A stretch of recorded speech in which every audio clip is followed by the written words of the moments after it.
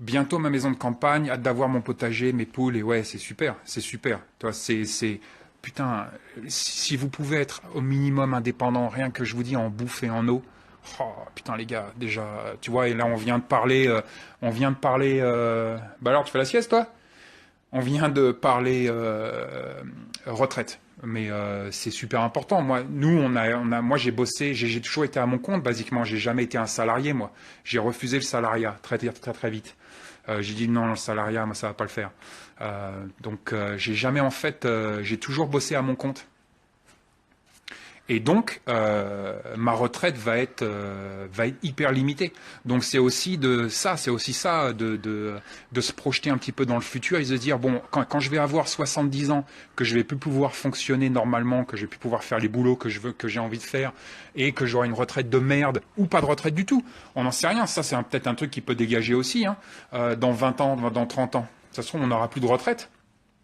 Et donc, ça c'est une réalité économique qui est viable. Et donc d'avoir un minimum d'autonomie en nourriture, d'avoir un jardin qui tourne, des arbres fruitiers. Ça, les arbres fruitiers, c'est des investissements sur 30 ans. Mais c'est pour nos retraites. Moi, j'ai planté des arbres fruitiers, mais c'est pour notre retraite. Les baies, les bordels, les poules, tout ça, ça va nous permettre, en fait, quand on a 70 ans et une retraite de merde, ça va nous permettre quand même de manger des aliments qui sont sains, de nous faire continuer un petit peu d'exercice physique parce qu'il faut aller au jardin, et on va économiser de l'argent. Tu vois, donc tout est lié. Ça n'a pas besoin, encore une fois, il faut il faut s'arracher de cette morbidité qui nous tient par les couilles et qui nous dit bon, il y a un truc qui va péter. Alors c'est possible, peut-être qu'il y a un truc qui va péter, mais ça se trouve tout va bien aller et comment vous allez faire quand vous avez 75 ans et que vous êtes à la retraite et que vous avez une retraite de merde et qu'on nous fait encore plus bouffer de la merde et ainsi de suite. Donc il faut aussi penser à ça, c'est aussi survivre à nos civilisations et à nos sociétés si elles ne s'effondrent pas, ok? On parle toujours de la survie si ça s'effondre. Moi, j'essaie de survivre à un truc qui s'effondre pas. C'est ça le problème aussi. C'est que des fois, le truc est mauvais, fondamentalement mauvais. C'est-à-dire que pour moi, nos sociétés modernes sont fondamentalement mauvaises. Elles nous rabaissent. Je veux dire, on est des esclaves. On est là pour bosser, pour payer des taxes, pour enrichir des enculés qui sont déjà riches. Pour moi, ça c'est pas un bon système. Donc, mais le système veut pas s'effondrer, bien évidemment, parce que le système, il se fait des couilles sur nous. Il se fait des couilles en or sur nous. Et donc, il faut survivre à ce système. Tout le monde parle, survivre à l'effondrement du système. Et pourquoi pas survivre à la non-effondrement du système, au non-effondrement du système. C'est ça qui devrait vous intéresser aussi. Et c'est ça que je fais, moi. C'est comment... Moi, je réponds à une question simple qui est, OK, comment peut-être gérer des problématiques où, effectivement, on a une perte d'électricité, une couille, une panne de courant, une rupture de la normalité, et ainsi de suite. Mais mon travail de fond, c'est quoi? Mon travail de fond, c'est la survie à la société qui ne s'effondre pas. C'est ça que je fais tous les jours. Okay, quand je vous parle d'or et d'argent, c'est pas pour quand ça va s'effondrer, les gars. C'est pour si ça s'effondre pas. Donc voilà, j'espère que ça répond à ta question, mais et Toutone est complètement d'accord avec moi. Toutone me dit il faut se préparer au truc si ça s'effondre pas. Parce que c'est là le vrai danger. Cette société qui ne s'effondre pas en ce moment, c'est combien de suicides par an? C'est combien de gens qui sont sur des médicaments à vie?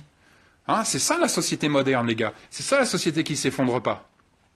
Combien de gens qui sont à la rue? Combien de gens qui sont taxés 60, 70, 80% de leur salaire?